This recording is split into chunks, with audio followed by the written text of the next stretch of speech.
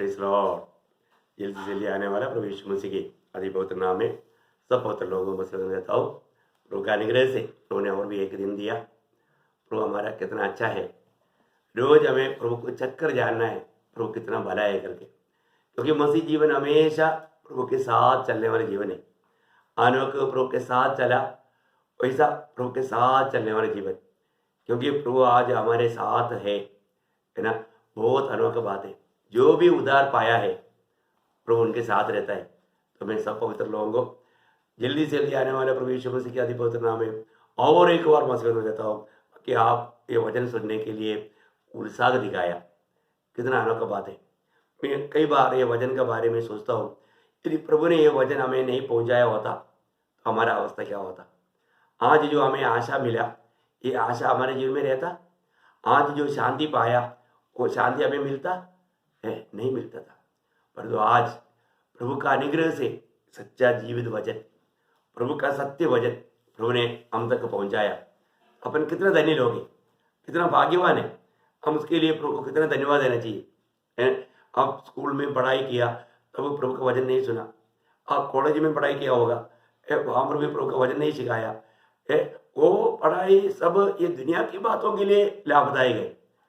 एक सीमा तक वचन पढ़ने के लिए भी मदद हुआ, लेकिन ये वचन अगर हमारे हाथ में नहीं मिला होता तो आज वो आनंद जीवन से हम वंचित हो जाता। हमको कितना हम दुनिया के लोगों के जैसा एक दुखी निराश जीवन बिताना पड़ता था। परंतु प्रभु ने अपने वचन के द्वारा हमारे जीवन में कितना बड़ा कार्य किया। हमें नया जन्म दे करके रोज उस वचन की प्रकाश में, क्योंकि भक्तों के लिए ये वचन क्या है, जब 119 का 105 में हम पढ़ता है, तेरा वचन मेरा पाप के लिए दीपक, मेरा मार्ग के लिए उजियाला है। कितना अनोखी बात है ना। आज भी हमें वो वचन से प्रभु का बातों को, प्रभु की आलोचनाओं को सुनने के लिए प्रभु ने मौका दिया। प्रियो, हम लोग एकदम अंध समय में हैं। हम लोग इन बातों को अभी सीख रहे हैं ना, जो झूठा उपदेश और झूठा उपदेश है ना। सही बात है ना। आज कितनी प्रकार, आपको भी कई लोग ऐसा मिलता होगा है ना। आपको भरमाने के लिए कई लोग मतलब आपके पास आया भी होगा, लेकिन आपने विश्वास में बना रहा, आप सत्य वचन को थामा रहा।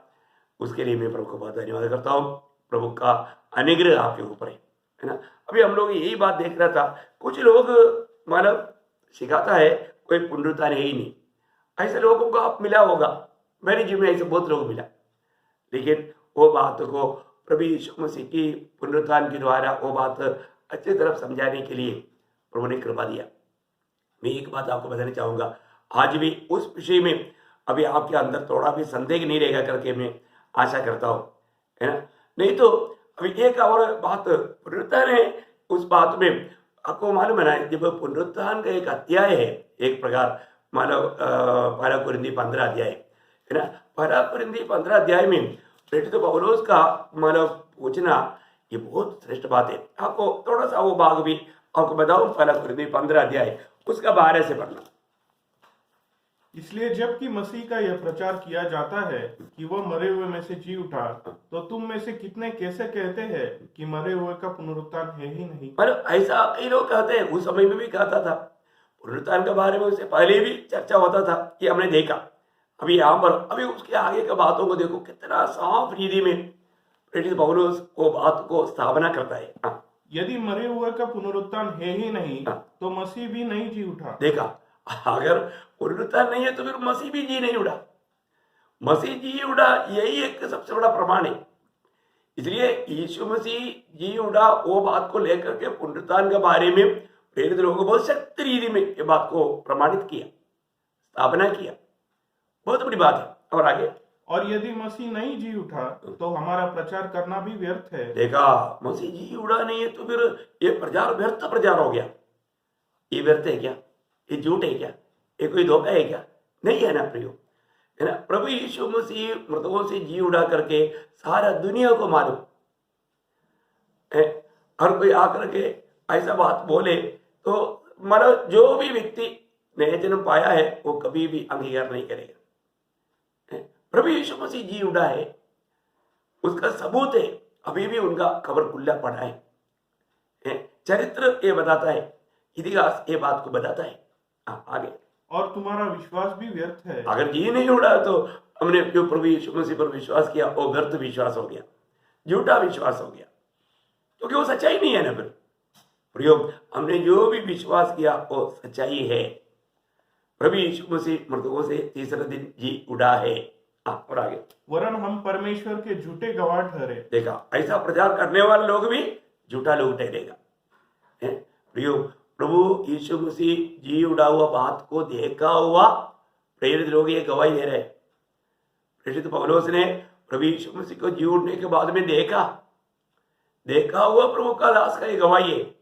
आप देखिए आगे, क्योंकि हमने परमेश्वर के विषय में यह गवाही दी कि उसने मसीह को जिला दिया, यद्यपि नहीं जिलाया यदि मरे हुए नहीं जी उठते, और यदि मुर्दे नहीं जी उठते तो मसीह भी नहीं जी उठा, और यदि मसीह नहीं जी उठा तो तुम्हारा विश्वास व्यर्थ है और तुम अब तक अपने पापों में फंसे हो। वरन जो मसीह में सो गए हैं वे भी नष्ट हुए। देखा, क्या गंभीर बात यहाँ पर प्रेरित पौलुस कहता है। प्रयोग इसका मतलब क्या है ना, झूठे उपदेशों में झूठे बातों में कभी नहीं जाना। प्रभु का वचन सत्य है। प्रभु का दास लोग, साथ में चला वो लोग ये गवाही दे रहे। प्रभु को देखा और मरने के बाद जी उड़ा हुआ प्रभु का दास लोग गवाही दे रहे। इसलिए कोई झूठे लोगों का बात सुन करके हम उसमें धोखा ना खाए। इसलिए यहाँ पर हम देखते हैं कि प्रभु का जी उठने के बारे में आपको मालूम है, मसीह मार्ग को नाश करने के लिए निकला हुआ दास था प्रेरित पौलुस। ये तो हमने पिछले दिन में भी देखा। वो खुद गवाही दे रहे कि मैं कैसा व्यक्ति था, है ना। जब प्रेरितों का उसका 26 अध्याय है, उसका 11 से थोड़ा पढ़ना। प्रेरितों का 26 का 11 से। हर आराधनालय में मैं उन्हें ताड़ना दिलाकर यीशु की निंदा करवाता था, यहाँ तक कि क्रोध के मारे ऐसा पागल हो गया कि बाहर के नगरों में भी जाकर उन्हें सताता था। देखा, मतलब ये कौन, अभी ये गवाही देने वाला कौन है ना, मसीह विरोधी होकर के शक्ति निधि में काम किया व्यक्ति। अभी वो भाग पूरा आप उसका 26 तक पढ़कर देखना, उसका कितना तगड़ा स्टेटमेंट है। प्रयोग ये एक छोटी बात नहीं। प्रभु से जी उड़ा हुआ, प्रभु से बातचीत हुआ, उसका 14 वचन पढ़ना। जब हम सब भूमि पर गिर पड़े तो मैंने इब्रानी भाषा में मुझसे यह कहते हुए एक शब्द सुना, हे शाऊल तू मुझे क्यों सताता है। देखा, जी उड़ा हुआ यीशु मसीह अभी शाऊल से बात कर रहा है। अब देखिए, बहुत ही बड़ी बात है ना प्रियो, ये कोई कहानी की बात नहीं, बहुत गहरा अनुभव की बात है। इस अच्छा दर्शन पाने के बाद में प्रेरित पौलुस प्रभु के लिए जीवन बिताया। तो हमको ये बात को जानना है कि अनेक लोग, है ना, मरे हुओं का पुनरुत्थान है। यीशु मसीह मृतकों से पहला फल होकर के जी उड़ा। ये बात को हमने देखा था जब पहला कुरिन्थी 15 अध्याय का 20 से 23, पहला कुरिन्थी उसका 15 अध्याय का 20 से 23। परंतु सचमुच मसीह मुर्दों में से जी उड़ा है और जो सो गए हैं उनमें वह पहला फल हुआ। देखा, पहला फल यीशु मसीह है। यीशु मसीह पहला फल होकर के जी उड़ने में, मतलब यहाँ पर बोलने का अर्थ क्या है ना, हमें ये बात को जानना है। मतलब एक ना मरने वाला शरीर के साथ प्रभु यीशु मसीह जी उड़ा, ये एक बात है। अभी उससे पहले भी कई बार आप लोग सोचेगा, हम इसे कल का क्लास में आपको बोला था कि पुराने नियम में भी एलिशा ने मृतकों को जिलाया है, यीशु मसीह ने मृतकों को जिलाया, परंतु वो लोग जीने के बाद में वापस मर गया कुछ समय के बाद में। परंतु यहाँ पर जो यीशु मसीह जो जी उड़ा है, वो जो शरीर है, फिर वो मृत्यु को उसके ऊपर कोई अधिकार नहीं, वो हमेशा के लिए जीवित रहने वाला शरीर है। ये बात आप भूलना नहीं। बाकी जो लाजर को भी जिलाया कुछ साल के बाद में, लाजर वापस मर गया, अभी वो लोग निद्रा में हैं। लेकिन हमें यह बात को जानना है, प्रभु यीशु मसीह जो जी उड़ा है, वो जुड़ने के बाद में अभी मरने का ही नहीं, अभी प्रभु मरने वाला नहीं। ऐसा शरीर के साथ हम भी एक दिन पुनरुत्थान होने वाला है। वो पुनरुत्थित शरीर है, वो महिमा का शरीर है, अभी कभी भी मृत्यु का बात नहीं। ये बात आप स्मरण रखना, याद रखना। तो यहाँ पर हम क्या देखते हैं कि अभी यहाँ पर वचन में क्लियर लिखा है कि अभी प्रभु यीशु मसीह जी उड़ा है, वो पहला फल है। अभी प्रभु का आगमन में प्रभु में सोया हुआ लोग, मरे हुए लोग जी उड़ेगा, और जो प्रभु में जो जीवित है वो रूपांतर होकर के उड़ा लिया जाएगा। इसके बाद में आखिर में सभी पापी लोगों को भी जिलाया जाएगा। ये बात भी हमने कल देखा था। प्रियो, मैं एक बात आपको बताना चाहता हूँ, इसलिए ऐसे झूठे लोगों को बातों में कभी नहीं जाना। और दूसरा बात हमने देखा था कि कई लोग ये सिखाता था कि पुनरुत्थान हो गया, पुनरुत्थान हो गया। ये बात सच है क्या?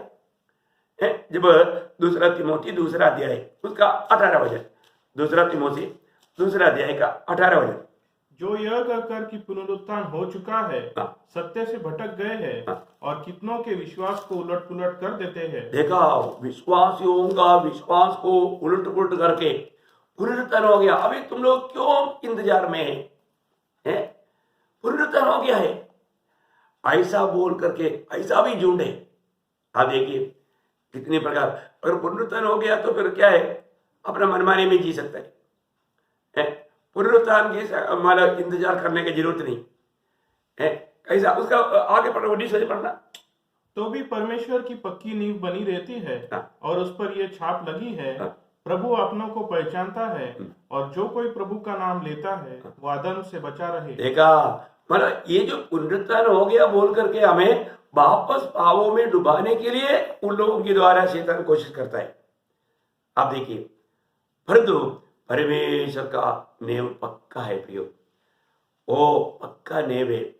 जो भी प्रभु में बुलावट पाया है, चुनौती पाया है, उद्धार पाया है, जिसका नया जन्म हुआ है, वो क्या करेगा? वो एक सच्चा पवित्र जीवन बिताएगा, वो एक धर्मी होकर के जीवन बिताएगा। उनको इन बातों में कोई संदेह नहीं है। हमारा प्रभु यीशु मसीह जरूर आएगा, बहुत ही अनोखी बात है। प्रभु के आगमन पक्की बात है प्रियो। इसलिए उसी मतलब दूसरा तिमोथी उसका 4 अध्याय का 8 वचन में प्रेषित पौलुस अपने ही जीवन में उस आशा का बारे में गवाही देकर दूसरों के प्रति भी एक शब्द वहां पर कहता है। आप थोड़ा ध्यान से सुनिएगा। भविष्य में मेरे लिए धर्म का वो मुकुट रखा हुआ है, हाँ। जिसे प्रभु जो धर्मी और न्यायी है, हाँ। मुझे उस दिन देगा, हाँ। और मुझे ही नहीं, सिर्फ मुझे ही नहीं, वरन उन सबको भी हाँ। जो उसके प्रकट होने को प्रिय जानते हैं। देखा, मतलब उसके प्रकट होने को प्रिय जानने वाला, मतलब अभी प्रकट हुआ नहीं, प्रभु यीशु मसीह आया नहीं, प्रभु यीशु मसीह मंडली को लेकर गया ही नहीं है। प्रभु की आगमन होगा, कितना अनोखी बात है। हमारे जीवन में प्रियो ये बात को जानना हमारे लिए कितना आश्वासन की बात है, कितना खुशी की बात है। प्रभु के आगमन की बाट जो होने वाला हर एक पवित्र लोग जरूर दुनिया में बहकने वाली बातों से दूर रहेगा, वो एक सच्चा पवित्र जीवन बिताएगा, क्योंकि प्रभु उन लोगों के लिए आ रहा है।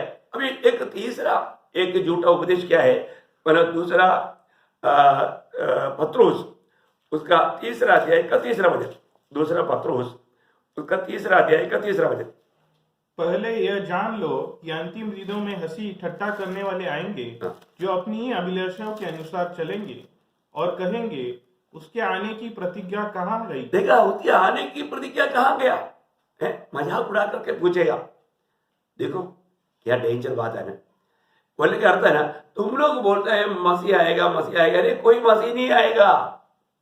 तुम लोग बेवकूफ है, कितने लोग ऐसा बोल बोल के खत्म हो गया। देखो उनके कहना मतलब प्रभु आएगा आएगा बोला, कहाँ आया? नहीं आएगा। प्रभु का दोबारा आगमन का बारे में संदेह करने वाला क्रिस्ती लोग भी है। कितना दुख लगता है प्रियो। मैं एक बार एक पादरी के साथ बात कर रहा था वाजापुर में। वो बोलता है कि कौन बोलता है प्रभु यीशु मसीह आएगा? देखो मेरे को इतना अचंभा लगा, अरे कैसे, क्या ये कैसा पादरी बना? देखो जिसका नया जन्म नहीं है तो उन लोगों को वचन का कुछ सच्चा प्रकाश नहीं। दुखदायक बात है। ऐसे तो बहुत लोग हैं कि प्रभु अभी नहीं आएगा, अभी 1000 साल का राज चल रहा है, अभी प्रभु नहीं आएगा, ऐसा सिखाने वाले लोग बहुत है। नहीं तो आना है तो क्यों नहीं आया? उल्टा उल्टा सवाल करने वाला। प्रियो, एक बात मैं आपको बताना चाहूंगा, इस रीति का भी लोग आपका जीवन में यात्रा में मिला होगा, आपसे कई लोग ऐसा बात किया भी होगा, है ना। परंतु प्रभु का अनेक काम प्रभु अपना समय पर करेगा। एक बात है, प्रभु का दोबारा आगमन ये प्रभु का वायदा है। आपको याद होगा दूसरा कोरिन्थी पहला अध्याय उसका 20 वचन में, दूसरा कोरिन्थी उसका पहला अध्याय 20 वचन। क्योंकि परमेश्वर की जितनी प्रतिज्ञाएं है वे सब उसी में हाँ के साथ है। देखा, उसी में हाँ के साथ है। देखिए परमेश्वर में कितना भी प्रतिज्ञा है उसके मतलब उसमें हाँ के साथ है, मतलब वो पूरा होगा, पूरा होगा। अभी आपको सबको मालूम है हमारा प्रभु यीशु मसीह स्वर्ग जाने से पहले जब चेलों के साथ रहने के समय में आखिरी समयों में प्रभु ने उनको बताया, अभी देखो अभी मैं तुम्हारे से अभी जाने वाला हूँ, यहाँ मैं जाएगा तुम अभी नहीं आ सकता। ये सारे बात बताया तो चेलों का लोग दिल बहुत दुख हो गया। तब उनको सांत्वना देते हुए प्रभु ने एक बात कहा, आपको याद होगा जब यूहन्ना का सुसमाचार 14 अध्याय उसका 1 से 3 पढ़ना। यूहन्ना का सुसमाचार 14 अध्याय उसका 1 से 3। तुम्हारा मन व्याकुल न हो, परमेश्वर पर विश्वास रखो और मुझ पर भी विश्वास रखो। मेरे पिता के घर में बहुत से रहने के स्थान हैं, यदि न होते तो मैं तुमसे कह देता, क्योंकि मैं तुम्हारे लिए जगह तैयार करने जाता हूँ। और यदि मैं जाकर तुम्हारे लिए जगह तैयार करूँ तो फिर आकर तुम्हें अपने यहाँ ले जाऊंगा, कि जहां मैं रहूं वहां तुम भी रहो। देखो कितना सुंदर बात है, ये प्रभु यीशु मसीह की वायदा है। प्रिय प्रभु यीशु मसीह वचन देने के बाद में, वायदा देने के बाद में क्या वो बदलेगा? क्या उसमें संदेह करना चाहिए? नहीं प्रिय, प्रभु ने अगर वचन दिया है तो प्रभु पूरा करेगा, पक्का पूरा करेगा। आपको मालूम है जब हम पुराने नियम में भी प्रभु ने मतलब उन लोगों के साथ उनको ले चलते हुए मिस्र की गुलामी से वायदा का देश में ले चलने के समय में मूसा के द्वारा प्रभु ने कई वायदे दिया है ना। उन वायदाओं को प्रभु ने किस रीति में पूरा किया करके योशुआ कहता है, आप देखिएगा योशुआ नबी की किताब उसका 21 अध्याय उसका 45 योशुआ चैप्टर 21 वर्स 45। जितनी भलाई की बातें यहोवा ने इस्राएल के घराने से कही थी उनमें से कोई बात भी न छूटी, सबकी सब पूरी हुई। देखा, सबकी सब पूरी हुई। प्रभु ने दिया हुआ हर एक वचन वायदा प्रभु पूरा किया। ये कितना अनमोल बात है। हमें प्रभु जो वचन देता है प्रिय, वचन पर संदेह करना तक पाप है। प्रभु ने दिया हुआ हर एक वचन प्रभु पूरा करेगा, एक भी बात अधूरा नहीं रहेगा प्रिय। इसी कारण ये वचन को हमें बहुत ध्यान से मतलब उसको ध्यान करना चाहिए, पढ़ना चाहिए, सीखना चाहिए, मानना चाहिए, जरूरी बात है ना। वही योशुआ का किताब 23 अध्याय उसका 14 वचन भी पढ़ना, उसी प्रभु की वायदाओं के बारे में कहने वाले एक शब्द है उसका 23 का 23:14। सुनो, मैं तो अब सब संसारियों की गति पर जाने वाला हूँ, और तुम सब अपने अपने हृदय और मन में जानते हो कि जितनी भलाई की बातें हमारे परमेश्वर यहोवा ने हमारे विषय में कही उनमें से एक भी बिना पूरी हुई नहीं रही। देखा, एक भी बिना पूरी हुई नहीं रही बोलेगा तो सबके सब पूरा हुआ। देखिए जितना भी भलाई की बातें इसराइल से प्रभु ने किया था वो हर एक बात प्रभु ने पूरा किया। वही एक बात को हम एक पहला राजा 8 अध्याय का 56 वचन में भी, 1 किंग चैप्टर 8 वर्स 56 में भी ये बात को वापस एक बार दोहराते हुए बोलने का मतलब क्या प्रिय, ये सच बात है, ये बातों में कोई संदेह करने का सवाल नहीं। धन्य है यहोवा जिसने ठीक अपने कथन के अनुसार अपनी प्रजा इस्राएल को विश्राम दिया है। जितनी भलाई की बातें उसने अपने दास मूसा के द्वारा कही थी उनमें से एक भी बिना पूरी हुई नहीं रही। देखा, एक भी बिना पूरी हुई नहीं रहा। देखो है ना, हर एक बात पूरा हुआ। ये वचन में लिखा हुआ हर एक बात उसकी समय में पूरा होगा। इसलिए प्रभु के वचन को हमें सही रीति में जानना, एक एक भविष्यवाणियां कैसे कैसा समय पर पूरा हुआ, ये बातों को जानना कितना अनोखी बात है। यीशु मसीह का ये दुनिया में आना, वो कहाँ जन्मेगा, कैसे जन्मेगा, सारे बातों को वायदा था। वो वायदा के अनुसार सब कुछ हुआ है, उसमें से एक भी वजन इधर उधर नहीं बदला।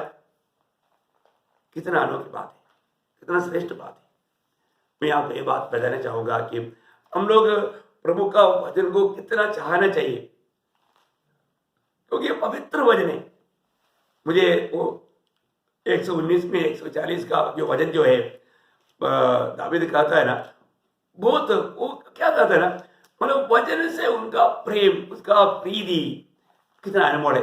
119 का 140, तेरा वचन पूरी रीति से ताया हुआ है, हाँ। इसलिए तेरा दास उससे प्रीति रखता है। प्रीति रखता है, उससे प्रीति रखता है, मतलब वो बहुत चाहता है वचन को, प्रभु का अनेक वचनों को बहुत चाहता है।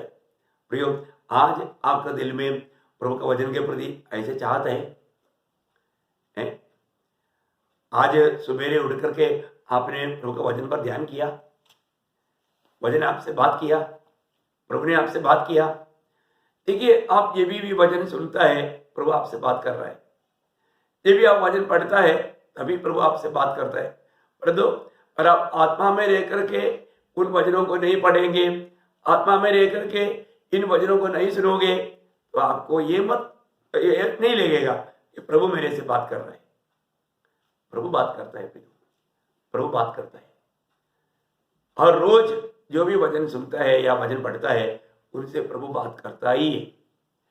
इसलिए आज जो प्रभु हमसे कह रहा है, ये बात को हमें बहुत ध्यान से सुनना, क्योंकि हम इतना एकदम आखिरी समय में कई रीति में कई प्रकार लोग मतलब बहका सकता है, प्रभु के विश्वास में से नष्ट हो सकता है, गिर सकता है। इसी कारण हमें संगति की जरूरत है, प्रभु का वचन का सच्चा शिक्षण का जरूरत है।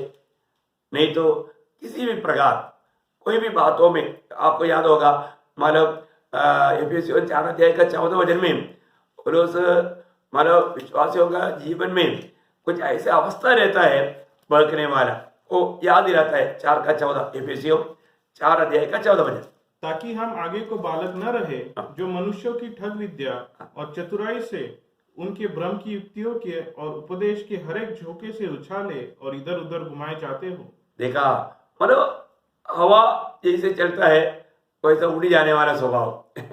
आपने देखा होगा ना, गाड़ी चलने के टाइम पर उसी हवा से उधर पड़ा हुआ पत्ता उड़ जाता है, पीछे पीछे जाता है। ऐसा आज कितने लोग हैं मतलब गलत उपदेशों में उनके पीछे जा करके अपना विश्वास से गिर जाता है, नष्ट हो जाता है, भ्रष्ट हो जाता है। आप जानना प्रिय, अच्छी तरफ जानना।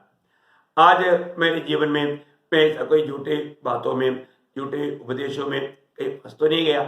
बहुत बातें हैं। मैं एक चौथी बात में आपको 3 बात हमने देखा, पुनरुत्थान है ही नहीं करके सिखाने वाले लोग हैं, और पुनरुत्थान हो गया करके सिखाने लोग हैं, और प्रभु नहीं आएगा मजाक उड़ाने वाले लोग हैं प्रभु का आगमन के बारे में सुनने के टाइम पर। चौथी बात यह है कि प्रभु यीशु मसीह मनुष्य होकर के दुनिया में आया, ये बात को बहुत लोग मानते नहीं, निषेध करते हैं, नहीं मानता। प्रियो, वो लोग बहुत खतरनाक लोग हैं। ऐसे एक बड़ा झुंड आज दुनिया भर में है, आपका भी पड़ोस में भी हो सकता है। वे लोग यीशु मसीह या उस परमेश्वर मनुष्य बनकर आया, वो बात को मानने के लिए तैयार है। परमेश्वर कैसा मनुष्य बनकर आएगा, ये कार्य संभव नहीं है करके लोग वाद विवाद करते हैं। आप देख सकते हैं, जब पहला यूहन्ना 4 अध्याय का 2-3 वचन में हम पढ़ेंगे। पहला यूहन्ना 4 अध्याय का 2-3 वचन। परमेश्वर का आत्मा तुम इस रीति से पहचान सकते हो, जो आत्मा मान लेती है कि यीशु मसीह शरीर में होकर आया है, वो परमेश्वर की ओर से है। देखा, शरीर में होकर के प्रभु यीशु मसीह आया करके जो भी कहता है वो प्रभु की ओर से, मतलब उनमें प्रभु का आत्मा भी हो सकता है या वो प्रभु का लोग भी हो सकता है। आप देखिए, बहुत ध्यान से देखना। और जो आत्मा यीशु को नहीं मानती वो परमेश्वर की ओर से नहीं, और वही तो मसीह के विरोधी की आत्मा है। देखा, इसका मतलब कुछ लोग हैं, परमेश्वर मनुष्य में शरीर में होकर के ये दुनिया में आया, वो बात को कबूल करता ही नहीं, वो विरोध करता है शक्ति विधि में। इसका मतलब क्या है कि प्रभु यीशु मसीह का मनुष्यत्व को यीशु मसीह जब ये दुनिया में था वो पूर्ण मनुष्य और पूर्ण परमेश्वर था। ये बात बहुत लोग नहीं समझता प्रियो। अभी यीशु मसीह की मनुष्यत्व को वे लोग इंकार थे, नहीं वो परमेश्वर मनुष्य बनकर नहीं आया ऐसा कहता है। आपको मालूम है स्वयं यीशु मसीह ने ये 4 सुसमाचार में, क्योंकि ये चारों सुसमाचार में यीशु मसीह बातें किया, प्रेरितों के द्वारा भी प्रभु बात किया, लेकिन ये चारों सुसमाचार में 78 टाइम्स प्रभु ने यीशु मसीह ने स्वयं कहा मनुष्य पुत्र करके। यीशु मसीह परमेश्वर का पुत्र स्वयं कहा कि मनुष्य के पुत्र। देखिए वह ये दुनिया में मनुष्य पुत्र होकर के जीवन बिताया, वो मनुष्य बन करके आया। मतलब 78 टाइम्स सिर्फ चारों सुसमाचार में, मत्ती, मार्क, लूक, यूहन्ना में, ये 4 सुसमाचार में 78 टाइम्स कहा है कि मनुष्य पुत्र। मैं एक दो बात में आपको मतलब समझने के लिए बोल देता हूँ।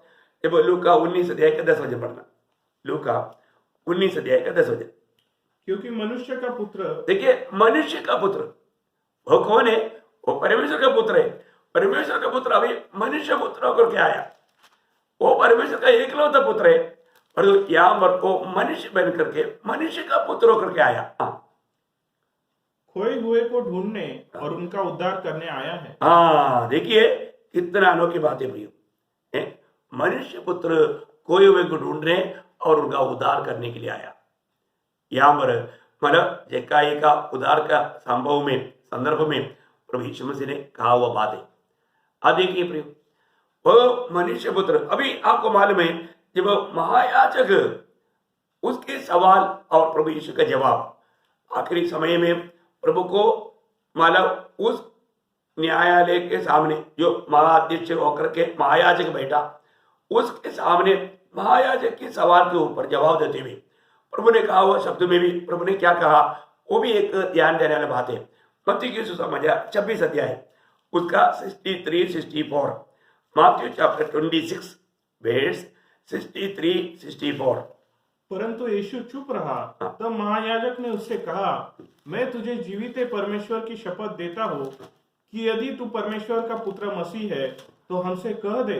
यीशु ने उससे कहा, तूने आप ही कह दिया, वरन मैं तुमसे यह भी कहता हूँ कि अब से तुम मनुष्य के पुत्र को, देखो अभी से तुम मनुष्य के पुत्र को सर्वशक्तिमान की दाहिनी ओर बैठे और आकाश के बादलों पर आते देखोगे। देखो प्रियो कितना अनोखी बात है।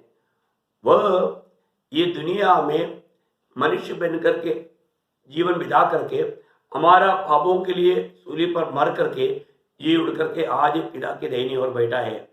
कौन होकर बैठा है? मनुष्य पुत्र होकर के। अभी भी हमारा एक प्रतिनिधि होकर के परमेश्वर का एकलौता पुत्र प्रभु यीशु मसीह मनुष्य पुत्र होकर के पिता की दाहिनी ओर बैठा हुआ है। इसका मतलब क्या है कि एक दिन हम भी वहां पर पहुंच जाएगा, ये जीवित आशा प्रभु ने दिया। कितना अनोखी बात है, क्योंकि प्रभु हमें भी अपने साथ बैठाएगा, ये प्रभु का वायदा है। आपको याद होगा प्रभु हमें भी प्रभु के साथ बैठाने वाला एक दिन है। प्रभु हमको भी अपने साथ बैठाएगा, प्रभु की इच्छा है वो। आपको मालूम है इतना है कि हम प्रभु में एक विजय जीवन बिताना है, उसी में एक विजय जीवन बिताना। क्योंकि जब प्रकाशित वाक्य 3 अध्याय का 21 वचन, प्रकटीकरण 3 अध्याय का 21 वचन, क्या अनमोल शब्द है। प्रकटीकरण 3 अध्याय का 21 वचन, जो जय पाए मैं उसे अपने साथ अपने सिंहासन पर बैठाऊंगा, जैसे मैं भी जय पाकर अपने पिता के साथ उसके सिंहासन पर बैठ गया। देखा, बहुत ही सुंदर बात है ना प्रियो।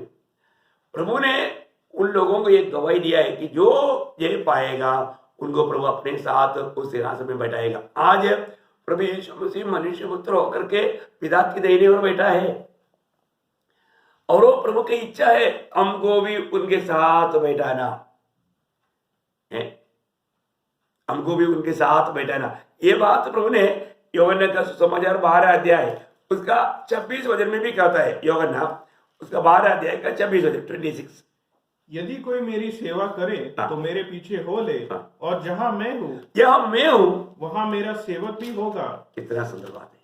वह मेरा सेवक भी होगा, है बोलेगा तो प्रभु यीशु मसीह के साथ हम उस स्वर्गीय सिंहासन में बैठने वाले एक दिन आएगा। आप विश्वास करते हो? प्रियो, बुलाहट पाया हुआ अनेक लोगों के लिए प्रभु का वचन है, वायदा है। प्रभु कभी भी झूठ नहीं बोल सकता। प्रभु का कहना सत्य है प्रियो। इसी कारण हमें एक सच्चा विजय जीवन बिताने की जरूरत है। हमें रोज परखना है। मैंने आपको कल भी बोला, एक दिन में कितना परीक्षा होता है, गिनती नहीं। हर परीक्षा में मैं विजय प्राप्त कर पा रहा है कि नहीं, ये बात को हमें जानना है। चारों प्रकार का परीक्षा है। आर्थिक परीक्षा ले सकता है। जब आपने पढ़ा, आपको याद है ना, याकूब पहला अध्याय का 2-3 वचन कल पढ़ाया था, है तो बहुत बड़ी बात है।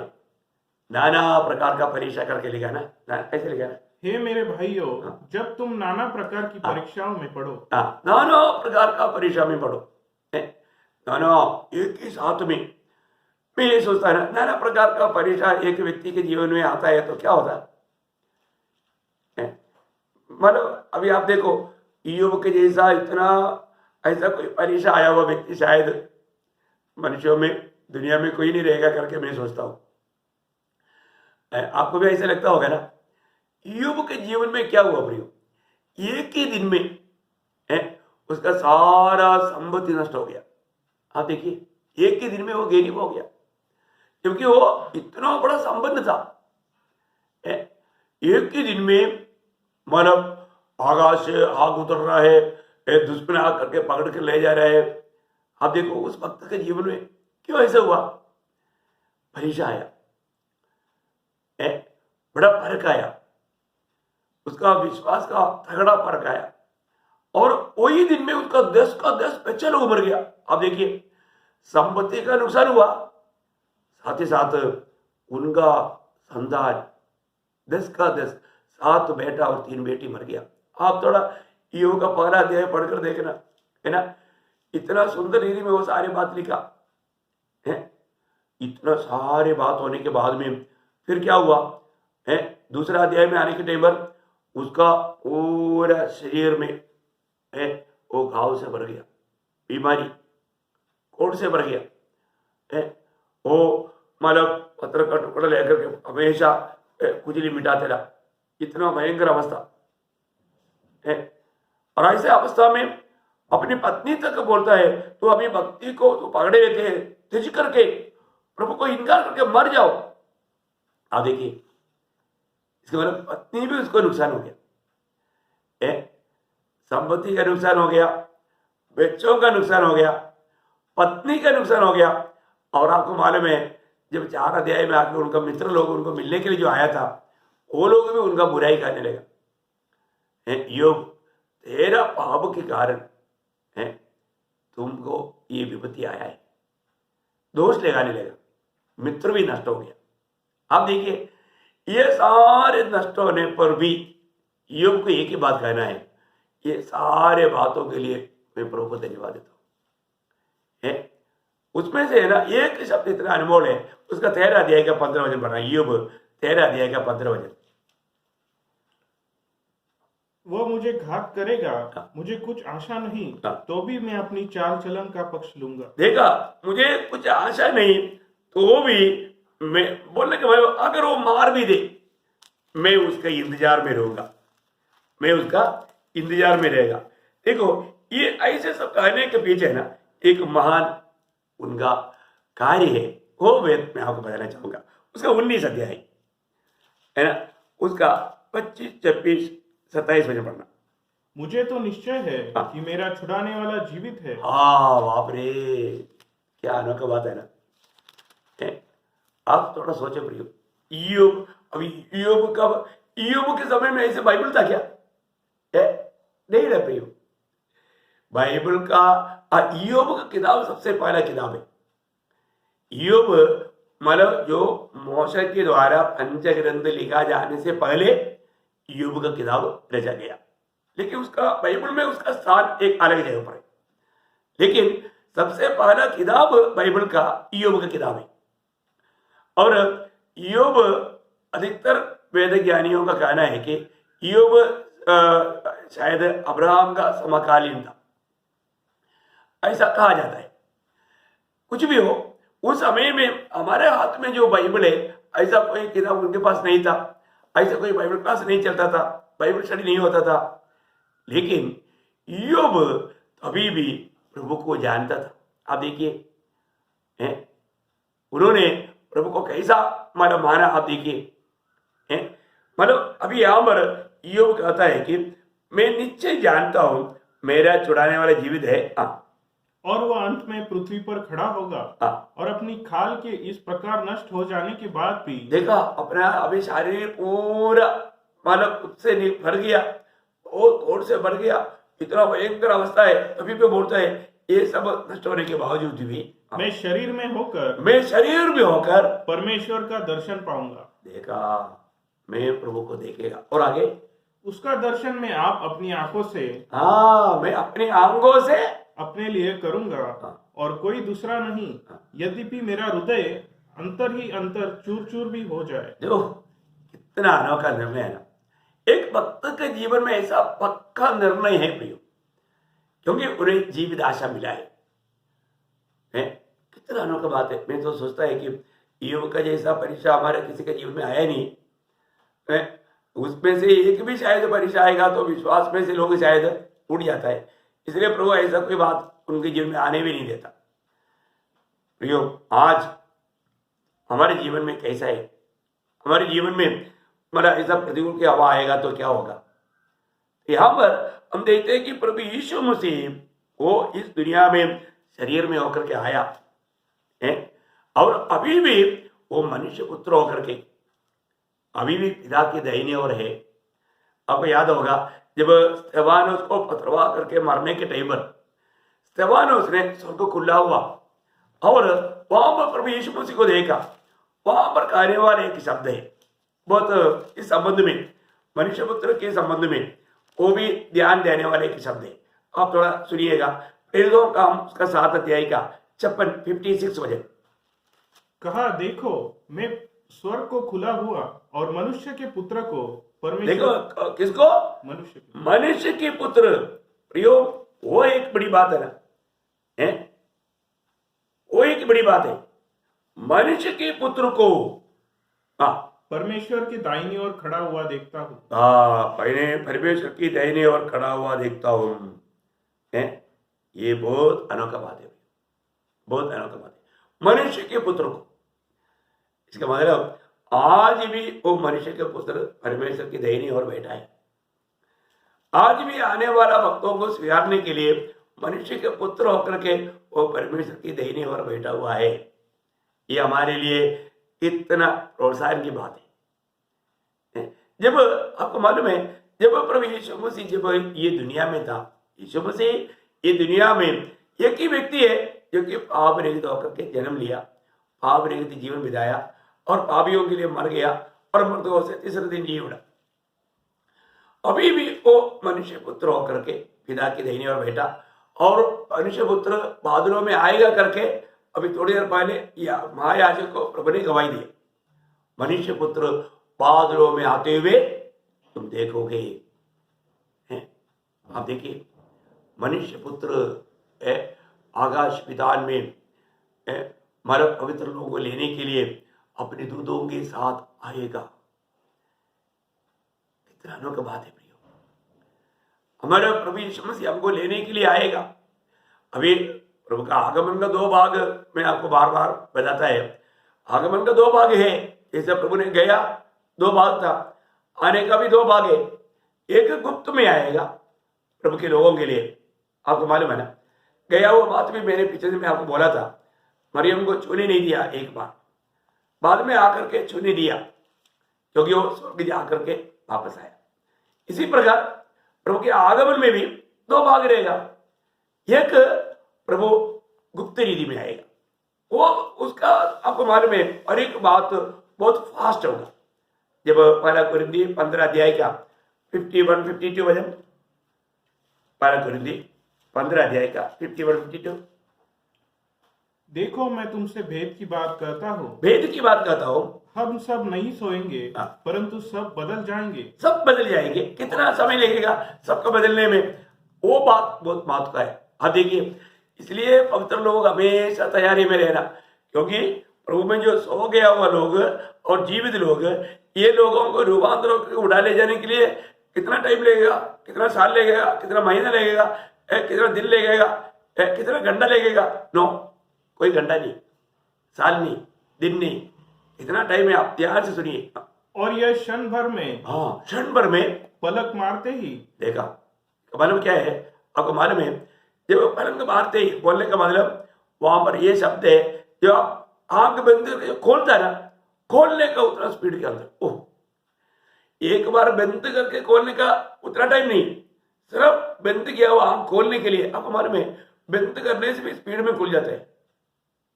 आप ध्यान करके देखो, आप थोड़ा आंख पर थोड़ा ध्यान करके देखो, आप जो बंद करते हैं ना, बंद करने से भी जल्दी तो खुल जाता है वो, ठक एकदम। हो, आपको समझ में आया? आंख ऐसा एक बार ये करने का जो खोल जाता है ना, उस समय के अंदर बाप रे, वो एक सेकंड का दशमांश भी नहीं लेता। आप सोचो, इतने समय के अंदर क्या होगा? जो भी प्रभु में सो गया वो जी उठेगा, और जो भी जिंदा है अगर आज आ गया तो हम सब रूपांतर होकर के बादलों में उड़ा लिया जाएगा। इतना टाइम के अंदर ये सब कुछ हो जाएगा। ओह, आप देखो प्रियो, आपको विश्वास करता है? आप सचमुच में विश्वास करता है? इसका मतलब कितना तैयारी के साथ रहना चाहिए, कितना तैयारी के साथ रहना चाहिए। प्रभु का वचन है, आप पढ़। पलक मारते ही अंतिम तुरई फूकते ही होगा, हाँ। क्योंकि तुरई फूकी जाएगी और मुर्दे अविनाशी दशा में उठाए जाएंगे। अविनाशी, फिर कभी भी नाश नहीं होगा। अविनाशी दिशा में वो जी उठेगा, मुर्दे। और हम बदल जाएंगे। हम बदल जाएगा, हम बदल जाएगा। ये कब है? ये गुप्त आगमन की बात है। गुप्त आगमन की बात अलग है, प्रकट आगमन की बात अलग है। कई लोग इस बातों में भी इतना तर्क करता है, उनको वचन का सच्चा मालूमात नहीं है। यही बात को थोड़ा और भी विस्तार से पहला थिस्सलुनीकियों 4 अध्याय का 16 से 18 तक पढ़ना। क्योंकि प्रभु आप ही स्वर्ग से उतरेगा, उस समय ललकार और प्रधान दूत का शब्द सुनाई देगा, और परमेश्वर की तुरई फूकी जाएगी, और जो मसीह में मरे हैं वे पहले जी उठेंगे। तब हम जो जीवित और बचे रहेंगे उनके साथ बादलों पर उठा लिए जाएंगे कि हवा में प्रभु से मिले, और इस रीति से हम सदा प्रभु के साथ रहेंगे। देखा, इस रीति से हम सदा, इसके बाद में उस महिमा के शरीर के साथ हम उस महिमा में जी उठेगा ना, वो महिमा के साथ प्रभु के साथ रहेगा। ये है प्रभु का गुप्त आगमन में होने वाला बात। लेकिन इसके बाद में 7 साल के बाद प्रभु प्रकट में आएगा। प्रकट में आने के टाइम पर वो आगमन सबको दिखाई देगा। अब ये जो आगमन है इसको दिखाई नहीं देगा। ये तो एक ललकार का शब्द आएगा, वो भी शब्द किसको सुनाई देगा? जो प्रभु में है, वो प्रभु में जो है उनको सुनाई देगा। बेलों के रूपांतर को उड़ा ली जाएगा। जैसा अभी शाऊल से प्रभु बात किया, उनके साथ में जो लोग था उनको कुछ भी समझा नहीं, क्योंकि प्रभु ने उनसे नहीं किया, शाऊल से किया। बाकी लोगों को कुछ भी नहीं समझा। ऐसा ही प्रयोग प्रभु के आगमन में ये आवाज हमारे कानों में गिरते ही हम लोग रूपांतर होकर के, हम जो जिंदा है रूपांतर होकर के उड़ा लिया जाएगा। जो प्रभु में मुर्दे हैं या प्रभु में सो गया वे लोग जी उठेगा उस महिमा के शरीर के साथ। कितनी अनोखी बात है। परंतु प्रभु का प्रकट आगमन मतलब प्रभु अपने भक्तों के साथ 1000 साल राज करने के लिए प्रभु जब आएगा, मतलब 1000 साल राज करने के लिए आने से पहले प्रभु का पवित्र लोगों को या मंडली को प्रभु ले जाएगा। इसके बाद में मंडली के साथ जब प्रभु आएगा तब सब दुनिया को दिखाई देगा, है ना। जब प्रकाशित वाक्य पहला अध्याय उसका 7 वचन पढ़ना, प्रकटीकरण पहला अध्याय का 7। देखो वो बादलों के साथ आने वाला है हाँ। और हर एक आंख उसे देखेगी। देखा, वो आगमन उस समय में सभी लोगों को देख पाएगा, हर एक लोग देखेगा, परंतु गुप्त आगमन कोई नहीं देखेगा। इसमें कितना अंदर है। मैं इससे पहले भी एक क्लास में आपको बोला था, प्रभु का पगला आगमन में, दोबारा आगमन में कितना अंदर है, क्या क्या सभी श्रेष्ठता है। इसलिए मैं वो बात विस्तार से अभी यहाँ पर बोलना नहीं चाहूंगा। ठीक है, वही बात को मैं और भी समझाने के लिए ये बात देखो, आपको मालूम है, मतलब आदम से 7वां पीढ़ी का हानोक को ये प्रकाश प्रभु ने दिया था। हानोक एक भविष्यवक्ता था, उसने भविष्यवाणी किया। वो बात यूदा का पत्री में, यूदा का पत्री उसका 15 वचन पढ़ना, 14-15 वचन पढ़ लीजिए। हानोक ने भी जो आदम से 7वीं पीढ़ी में था, इनके विषय में यह भविष्यवाणी की, देखो प्रभु अपने लाखों पवित्रों के साथ आया। देखा, प्रभु अपने लाखों पवित्रों के साथ आया। बोलने का अर्थ, हानोक को भी प्रभु ने यहां तक का प्रकाश दिया था, प्रभु का दोबारा आगमन तक, कि सबका न्याय करे और सब भक्तिहीनों को उनके अभक्ति के सब कामों के विषय में जो उन्होंने भक्तिहीन होकर किए हैं, और उन सब कठोर बातों के विषय में जो भक्तिहीन पापियों ने उसके विरोध में कही है, दोषी ठहराए। देखिए, प्रभु अभी भक्तों के साथ आएगा, पवित्र लोगों के साथ आएगा। ये प्रभु का दोबारा आगमन तक का बात अभी यहाँ पर हानोक ने भविष्यवाणी किया।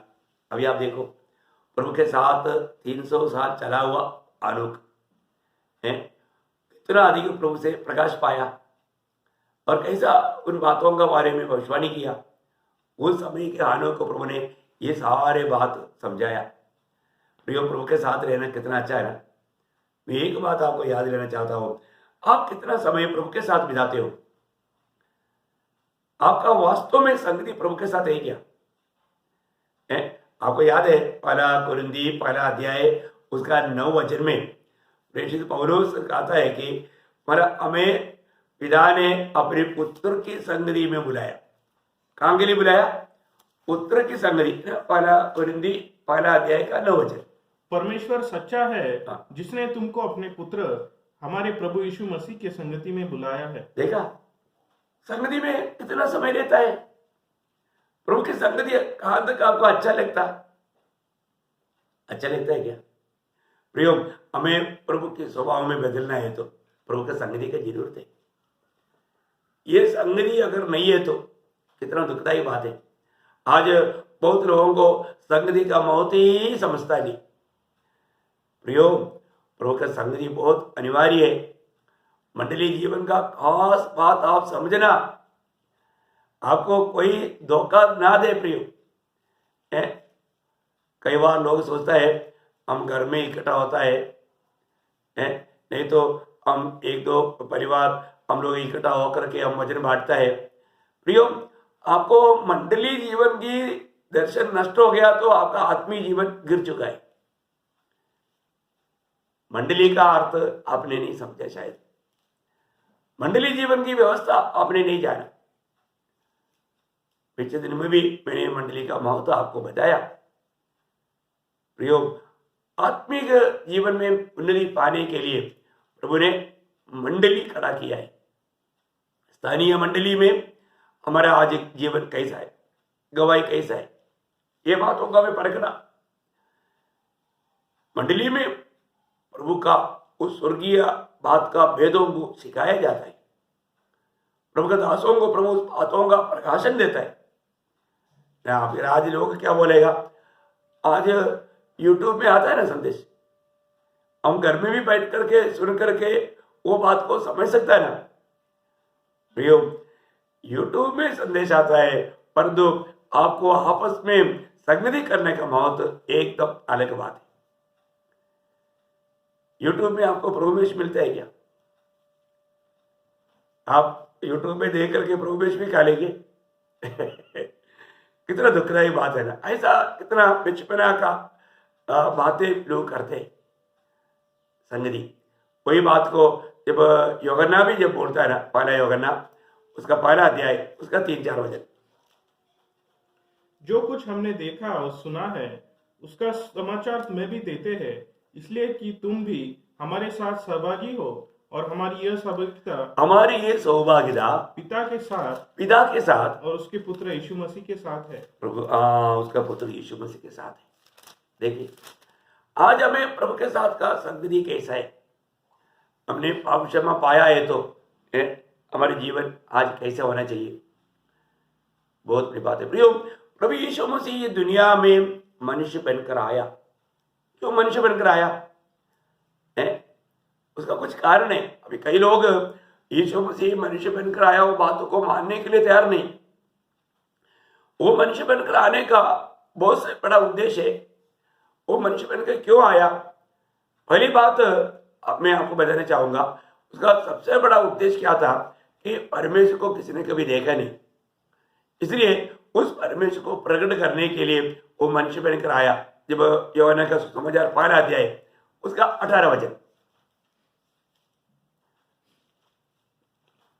यूहन्ना का सुसमाचार 5 अध्याय का 18 वचन, परमेश्वर को किसी ने कभी नहीं देखा, एकलौता पुत्र जो पिता की गोद में है उसी ने उसे प्रकट किया। देखा, प्रभु यीशु मसीह ने उसे प्रकट किया प्रियो, जो कि पिता की गोद में बैठने वाला। कितना अनमोल बात है। पिता को प्रकट करने के लिए वो इस रीति में मनुष्य बनकर आया। और एक दूसरी एक अनमोल बात क्या आपको मालूम होना चाहिए, मनुष्य के साथ बात करना है तो मनुष्य बनकर आना जरूरी था। और मनुष्य को सच्चा छुटकारा देना ये प्रभु का योजना था। जब इब्रानियों का पत्री में उसके संबंध में दिया हुआ जो वचन है बहुत अनमोल वचन है। इब्रानियों का पत्री 2 अध्याय उसका 14-15 वचन पढ़ना। इब्रानियों 2 अध्याय का 14-15। इसलिए जबकि लड़के मांस और लहू के भागी है तो आप भी उनके समान उनका सहभागी हो गया। देखा, आप ये उनके समान उनके सहभागी हो गया, ताकि मृत्यु के द्वारा उसे जिसे मृत्यु पर शक्ति मिली थी अर्थात शैतान को निकम्मा कर दे, और जितने मृत्यु के भय के मारे जीवन भर दासत्व में फंसे थे उन्हें छुड़ा ले, क्योंकि वह तो स्वर्गदूतों को नहीं। बस अभी बोलने का मतलब मनुष्य ये शरीर में रहने के कारण प्रभु ने क्या किया, प्रभु भी उस प्रकार का शरीर का धारण किया। क्या अनमोल बात है प्रियो, इतना अनमोल बात है। लेकिन यहां पर एक बात मैं आपको बताऊं, हम लोग जन्म से पापी है, पर तो प्रभु पाप रहित होकर के जन्म लिया, ये मौत की बात है, और पाप रहित होकर के जीवन बिताया। आपको याद होगा जब लूका का सुसमाचार में जब स्वर्गदूत आकर के जब मरियम को कहता है ना, मरियम को स्वर्गदूत ने क्या कहा, लूका का सुसमाचार 5 अध्याय उसका 30 वचन से पढ़।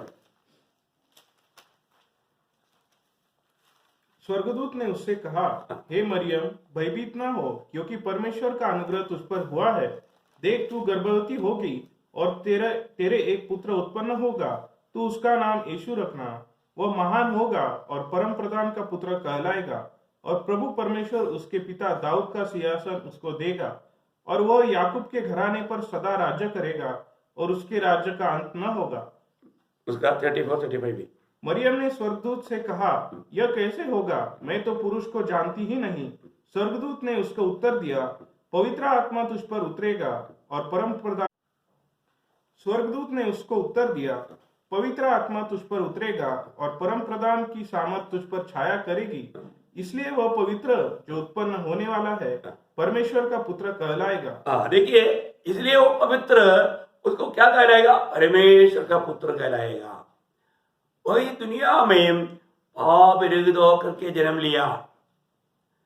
प्रियो, इस दुनिया में सारे लोग पाप में जन्म लिया, परंतु एकमात्र व्यक्ति जो पाप रहित होकर के परमेश्वर का पुत्र होकर के, हम लोग पाप में जन्म होने के कारण हमारा एक मतलब लेवल था शैतान का बेटा है, परंतु इस दुनिया में पाप रहित होकर के जन्मा हुआ एकमात्र व्यक्ति प्रियो वो सिर्फ प्रभु यीशु मसीह, क्योंकि हम पापियों को बचाने के लिए पाप रहित होकर के जन्म लेना जरूरी था। आपको मालूम है ना, हम सभी मनुष्य, अब आपको याद होगा 51 भजन संगीता,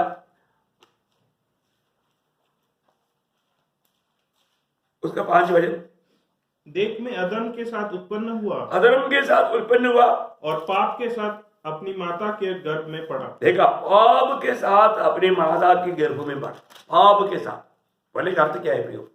सभी मनुष्य पाप में जन्म लिया, पाप में जीवन बिताता, परंतु एकमात्र व्यक्ति पाप रहित होकर के जन्म लिया है और उसके जीवन में पाप नहीं था। उन्होंने कभी पाप नहीं किया। आपको मालूम है, प्रभु यीशु मसीह का जीवन काल में प्रभु ने दुनिया से पूछा हुआ एक बड़ा अनोखा एक सवाल है, ये जानना चाहिए। यूहन्ना के सुसमाचार 8 अध्याय उसका 46 वचन, यूहन्ना उसका 8 अध्याय का 46। तुम में से कौन मुझे पापी ठहराता है?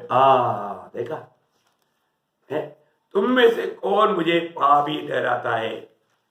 प्रियो, यीशु मसीह में पाप ठहराना असंभव है।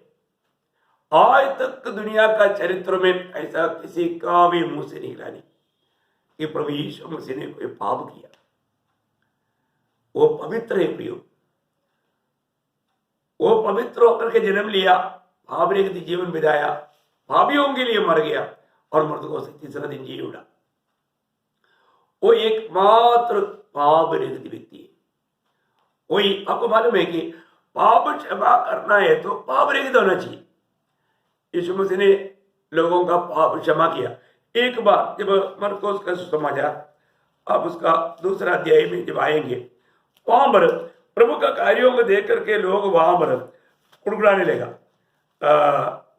मतलब जब प्रभु ने उसका एक लंगड़े व्यक्ति को, लंगड़े नहीं मतलब पारलेस व्यक्ति को जब चंगाई देने के टाइम पर उसको प्रभु ने कहा, मरकुस 2 अध्याय उसका 5 वचन पढ़ना।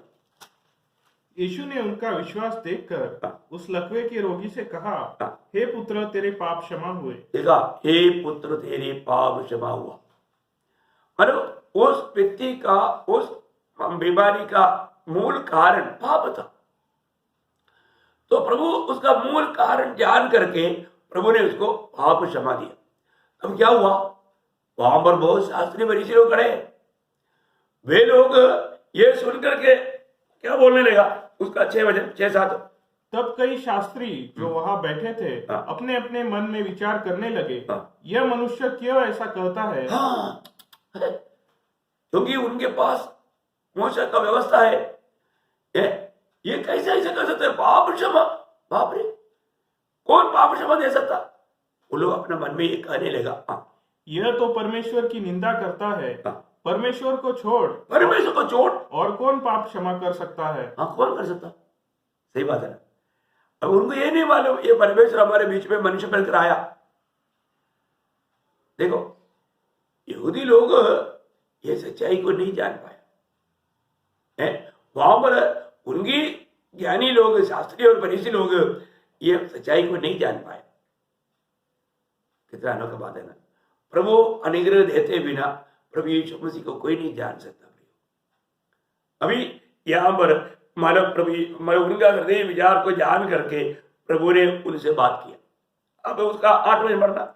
यीशु ने तुरंत अपनी आत्मा में जान लिया कि वे अपने अपने मन में ऐसा विचार कर रहे हैं। देखा, उनकी मन की विचारों को भी देखा प्रभु जानते हैं। प्रियो, हमारा मन की विचार जानने वाला कौन है? सिर्फ परमेश्वर है। अभी यहां पर क्या हुआ, यहां पर यीशु मसीह मतलब उसका 10 वचन में कहता है, परंतु जिससे तुम जान लो कि मनुष्य के पुत्र को पृथ्वी पर पाप क्षमा करने का भी अधिकार है। अधिकार है। देखा, पाप क्षमा करने का अधिकार मनुष्य का पुत्र को है। कितना अनोखी बात है भैया हमारे जीवन में। इसलिए पाप क्षमा करने वाला प्रभु को यह सामर्थ्य, उसका 12 वचन पढ़ना।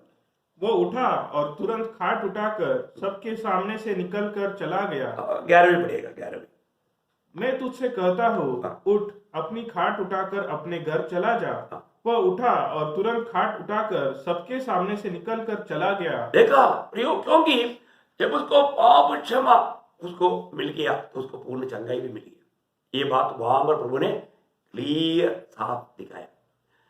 आपको सबको मालूम है, यीशु नाम का अर्थ ही हमें पाप से मुक्त करने वाला। उस नाम से पाप क्षमा है। जिन्होंने भी प्रभु यीशु मसीह पर विश्वास किया उन्हें पाप क्षमा का अनुभव मिला। कितना अनमोल बात है प्रियो। हमें पाप क्षमा देने के लिए, हमें पाप से छुटकारा देने के लिए, उसकी सजा से छुड़ाने के लिए प्रभु ये दुनिया में आया। प्रभु मनुष्य में होकर के हमारा अनेक प्रकार का सारे बलहीनताओं को अपने ऊपर उठाया। इब्रानियों के पत्र 2 अध्याय में, और मैं वहां से एक मैं शब्द पढ़ना चाहूंगा, उसका 2 अध्याय का 17 वचन। इस कारण उसको चाहिए था कि सब बातों में अपने भाइयों के समान बने, जिससे वह उन बातों में जो परमेश्वर के संबंध रखती है एक दयालु और विश्वास योग्य महायाजक बने, ताकि लोगों के पापों के लिए प्रायश्चित करे। देखा, लोगों के पापों के लिए प्रायश्चित करे और उसका समान बना। क्योंकि जब उसने परीक्षा की दशा में दुख उठाया तो वह उनकी भी सहायता कर सकता है जिनकी परीक्षा होती है। देखा, हमारे जीवन में आने वाला अनेक परीक्षाओं को पार करवाने के लिए इन सारे परीक्षाओं में गुजरा हुआ प्रभु यीशु मसीह सामर्थ रखता है। कितना अनबड़ बात है प्रियो। वह ये दुनिया में मनुष्य बनकर के आया हमारे लिए, हमारा पापों से हमें छुड़ाने के लिए। और जब दुनिया में रहते हुए यीशु मसीह ने कितनी बार लोगों को पाप क्षमा दिया। ये बात सुनकर के ये दुनिया के लोग चकित हो गया। ये दुनिया में ऐसा कोई व्यक्ति पाप क्षमा दिया करके कोई कहा क्या? नहीं कर सकता, नहीं कर सकता। ये सिर्फ अधिकार मनुष्य पुत्र को है, ये सिर्फ अधिकार प्रभु यीशु मसीह को है। इसलिए पाप क्षमा प्रभु यीशु मसीह के नाम पर है प्रियो। प्रभु यीशु मसीह में विश्वास करने वाले सबको पाप क्षमा का अनुभव मिलता है। इसलिए वो हमारे लिए मनुष्य बन करके आया और हमारी बलहीनताओं को अपने ऊपर उठा करके काल्वरी सूली पर वो हमारे लिए मर गया। ये कितना अनोखा बात है। प्रभु यीशु मसीह का पाप रहित जीवन के बारे में प्रेरित लोग जब लिखने के टाइम पर, आपको याद होगा है ना, हमारा प्रेरित पौलुस बोलता है दूसरा कुरिन्थी 5 अध्याय का 21 वचन में, दूसरा कुरिन्थी 5 अध्याय का 21 वचन, जो पाप से अज्ञात था उसी को उसने हमारे लिए पाप ठहराया कि हम उसमें होकर परमेश्वर की धार्मिकता बन जाए। देखा, जो पाप के लिए अज्ञात था, मतलब वो पाप जानता ही नहीं। कैसा अनुभव होता है ना, है? वो पाप के लिए अज्ञान था, उसमें होकर के हम प्रभु की दृष्टि में धर्मी बनने के लिए वो हमारे लिए पाप ठहरा। उन शब्दों को थोड़ा ठीक से आत्मा में जानेगा तो हम प्रभु से कितना आभार हो जाएगा प्रिय, कितना आभार हो जाएगा। है? जो पाप के लिए क्या था, पाप क्या है उनको मालूम नहीं है, उसको हमारे लिए पाप ठहरा। वो पापी नहीं बना, पाप ठहराया गया, वो दोष उन पर लाया गया। वो दोष ही नहीं, उसमें दोष है ही नहीं। क्या आप थोड़ा सोचिए, ऐसा एक निर्दोष प्रभु के ऊपर सारे आदमी पीढ़ी का, सारे लोगों का जो अभी तक दुनिया में जन्मा और जो जन्म होने वाला है, उन सारे पापियों का सारा पाप प्रभु यीशु मसीह पर लाया। हमारे लिए उसने वो सब उठाया। क्या अनमोल बात है?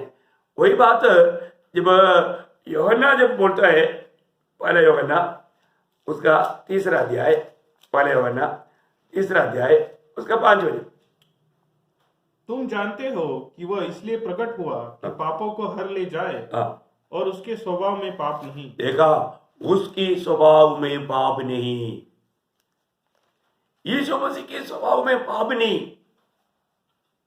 जिसमें पाप नहीं, जिसमें जो पाप नहीं जानता। पौलुस बोलता है जो पाप नहीं जानता, यूहन्ना बोलता है उसके स्वभाव में पाप नहीं। पत्रोस क्या बोलता है? पत्रोस का पत्री, उसका पहला पत्री 2 अध्याय उसका 23 वचन, वह गाली सुनकर गाली नहीं देता था और नहीं, उसका 22 वचन, सॉरी 22, न तो उसने पाप किया और न उसके मुंह से छल की कोई बात निकली। वो पाप नहीं किया, वो पाप नहीं किया, वो पाप नहीं जानता और उसमें पाप नहीं। आप देखिए हर प्रकार ये तीनों प्रेषित लोग, पौलुस भी गवाही देता, यूहन्ना भी गवाही देता, यहाँ पर याकूब भी गवाही देता कि वो पाप नहीं किया।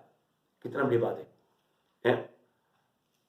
यहाँ पर प्रभु का वचन कहता है, पौलुस भी बोलता है उसमें पाप नहीं था, मतलब वो पाप नहीं जानता था। यूहन्ना बोलता है वो उसमें स्वभाव में पाप नहीं। पतरस बोलता है उसने पाप नहीं किया, पाप नहीं किया। कितना बड़ी बात है? ऐसा प्रभु ये दुनिया में मनुष्य बनकर जीकर हमारे हरेक बलहीनता अपने ऊपर उड़ाकर हमारे लिए मारा गया और वो जी उठा। फिर वो मनुष्य बनकर आया। क्यों मनुष्य बनकर आया? लड़के वाले मांस और लोगों के सौभाग्य थे। वो प्रयोग द्वारा आपने सुना, कितना कार्य प्रभु ने किया। प्रयोग हमारे लिए महान प्रभु ने क्या काम किया। और वो एक पाप रहित जीवन बिताकर हम पापियों का पाप का भार अपने ऊपर लिया। आपको मैंने कई बार ये बात बताया, एक ही दिन में 5 अदालत में 7 बार न्याय करने के बाद में 7 न्यायियों ने एक ही प्रकार गवाही दिया, इसमें पाप नहीं है, इसमें पाप नहीं। प्रयोग नियम या कानून क्यों बनाया गया? हजारों गुनाहगार पाप करने के बाद, गलती करने के बाद बिना सजा का बच जाएगा तो भी एक निर्गुनाहगार कभी भी सजा नहीं पाना चाहिए, उसके लिए कानून बनाया। पर हम देखते हैं यह हमारे सब सारे कानून एक गवाही दे रहा है, इसमें पाप नहीं। 5 अदालतों में 7 बार न्याय करने के बाद में भी न्यायी लोग गवाही देता है, इसमें पाप नहीं। न्यायी लोग बोलते इसने क्या गुनाह किया, उनको समझ में नहीं आता, कोई पाप नहीं दिखता। इसके बावजूद भी आप देखो प्रभु यीशु मसीह को कोई साधारण सजा भी नहीं, इतना कठोर सजा, जबकि सूली की मृत्यु, जबकि गुलाम लोगों को भयंकर पाप गलती करने के टाइम पर मिलने वाला वो सजा हमारे प्रभु यीशु मसीह को दिया। आपको मालूम है क्यों दिया? मेरे और आपका पाप इतना भयंकर था, जो हम लोग उड़ाना चाहिए वो प्रभु यीशु मसीह ने उड़ाया। प्रभु यीशु मसीह ने कहा मेरे और आपका स्थान लिया हुआ प्रभु का अवस्था आप देखो। वो क्यों ये दुनिया में मनुष्य बनकर आया? ये सच्चाई, ये भेद दुनिया नहीं जानना चाहिए करके विरोधी के लिए।